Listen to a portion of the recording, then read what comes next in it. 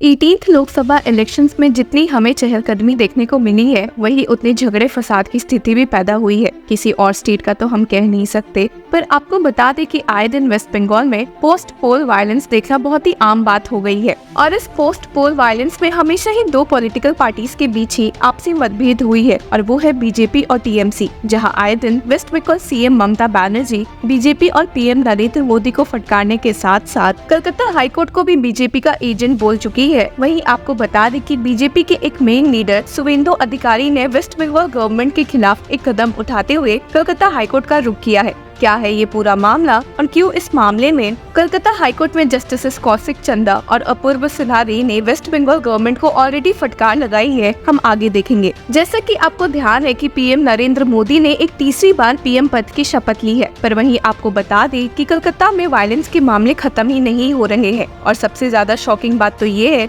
कि मीडिया में रिपोर्ट्स और न्यूज़पेपर में ये सब छपने के बावजूद भी वेस्ट बंगाल सरकार इस बात पर अड़ी हुई है कि वायलेंस हुआ ही नहीं है। जी हाँ, आपने सही सुना। Public interest litigation filed by an organization Rashtravadi NGB की सुनवाई के दौरान कलकत्ता हाईकोर्ट बेंच के सामने पिटिशनर की ओर से मौजूद होते हुए सुष्मिता साहा दत्ता ने बताया कि पोस्ट पोल वायलेंस इतने ज्यादा बढ़ गए हैं कि स्टेट में अब तक 11 लोगों की जान जा चुकी है। She stated, on June 1, the election process was completed. After that, on Thursday, 11 people have died in post-poll violence. जब बेंच ने कहा कि वे ऐसे कैसे मान लें कि इतने लोगों की जान गई है, and asked how can we be convinced that 11 people have died, तो उसका रिप्लाई देते हुए एडवोकेट दत्ता ने कहा We have sufficient documents. हालांकि हियरिंग ने एक काफी इंटेंस मोड़ ले लिया जब वेस्ट बंगाल स्टेट की ओर से मौजूद एडवोकेट जनरल किशोर दत्ता ने बीच में टोकते हुए कह दिया कि these are not true। ये सुनकर तो कलकत्ता हाईकोर्ट बेंच काफी भड़क गए और जस्टिस कौशिक चंदा ने तो वेस्ट बंगाल गवर्नमेंट को फटकारते हुए कह दिया था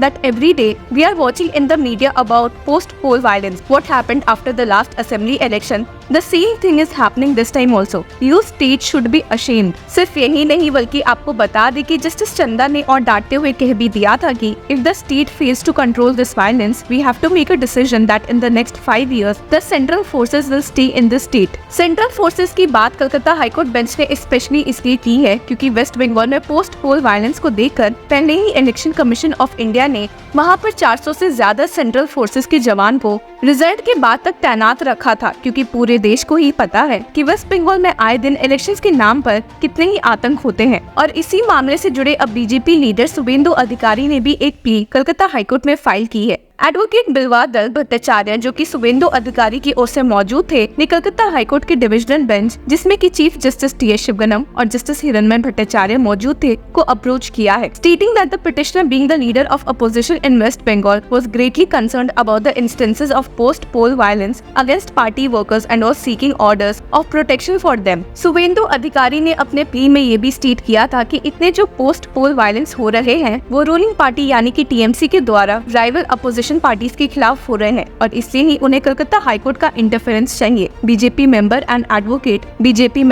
advocate Priyanka Tibrewal also mentioned a similar plea and the court had tagged both pleas for hearing on Wednesday 12th June। हालांकि जो जांच कलकत्ता हाईकोर्ट बेंच, जिसमें कि जस्टिस कौशिक चंदा और अपूर्व रे शामिल थे, ने किया है, तो उन्होंने स्टेट गवर्नमेंट के साथ साथ बंगाल पुलिस को भी जमकर लताड़ा है। इसलिए भी क्योंकि कलकत्ता हाईकोर्ट को पता चला कि वायलेंस के खिलाफ कंप्लेंट्स और एफआईआर फाइल करने से पुलिस ने साफ मना कर दिया था, और सुनने में आ रहा है कि उन्होंने स्पेशली उन मामलों में इंटरफेयर करने से सख्त मना कर दिया था जिसमें कि राइवल पॉलिटिकल पार्टीज इन्वॉल्व थे। ये सुनकर तो कलकत्ता हाईकोर्ट बेंच काफी शॉक्ड भी थी कि भला पुलिस ऐसा कैसे कर सकती है। The bench had stated, taking the matter very seriously, apart from the allegations made in the writ petition, this court has taken judicial notice of many incidents of violence following or associated with the Lok Sabha general election 2024, as reported in press and electronic media. The primary concern of this court is to ensure registration of complaints whenever a post-poll violence takes place, irrespective of political affiliations। इसी के साथ आपको बता दें कि bench ने एक direction पास करते हुए स्टेट गवर्नमेंट को कहा है कि to allow people affected by violence to submit complaints to the state's Director General of Police (DJP) via email। और इस बारे में बेंच ने स्टेट करते हुए कहा भी था कि we want to ensure security of the people of the state at any cost। इसी के साथ आपको बता दें कि बेंच ने ये भी ऑर्डर दिया है कि DGP Sanjay Mukhopadhyay to to submit a report within 10 days on the number of post-poll violence complaints received by the police, the number of FIRs registered, and the subsequent actions taken, if any. The court also directed the police to upload on its website the received complaints immediately. अब जैसे कि हमने आपको बताया है कि elections के period जितने दंगे फसाद वेस्ट बंगाल में देखने को मिलते हैं, उतने देश के किसी कोने में देखने को नहीं मिलते हैं,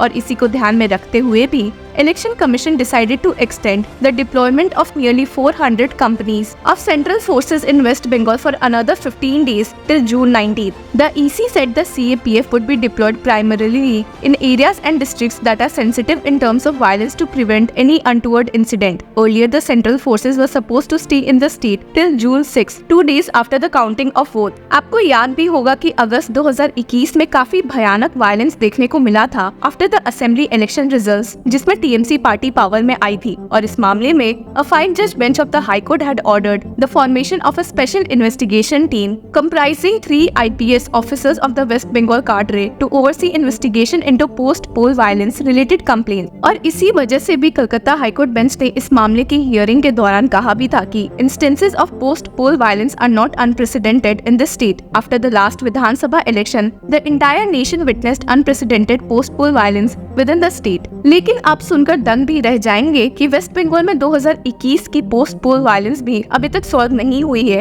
और यहाँ तक कि कई केसेस अभी तक पेंडिंग चल रहे हैं। इस मामले में केसेस सुप्रीम कोर्ट तक भी गए हैं, और यहाँ तक सुप्रीम कोर्ट मजबूर भी हो गई है इस मामले पर स्टे लगाने पर। असल में इस वायलेंस से जुड़े केसेस में जब जांच CBI द्वारा शुरू हुई तो पाया गया कि इस केस के विटनेसेस के साथ साथ एविडेंस के साथ भी छेड़छाड़ हुई है। CBI, which had taken up the investigation in the cases on the order of the Calcutta High Court, said that while the trial has commenced in the cases, it is facing severe hostility in the state of West Bengal and has a justifiable and reasonable apprehension that in the current facts and situation, free and fair trial of the aforesaid cases in the state of West Bengal would not be possible. सिर्फ यही नहीं बल्कि CBI ने कहा भी था कि in many cases, the complainants or the prosecution witnesses and even the counsel for the prosecution agency have been threatened and manhandled within the court premises, thereby pressurizing them to not depose truthfully before the concerned trial court. मामला और काफी intense हो गया जब इन complaints को state director general of police के पास भेजा गया for providing protection to the complainants prosecution witnesses, और उन्होंने ये भी प्रोवाइड नहीं की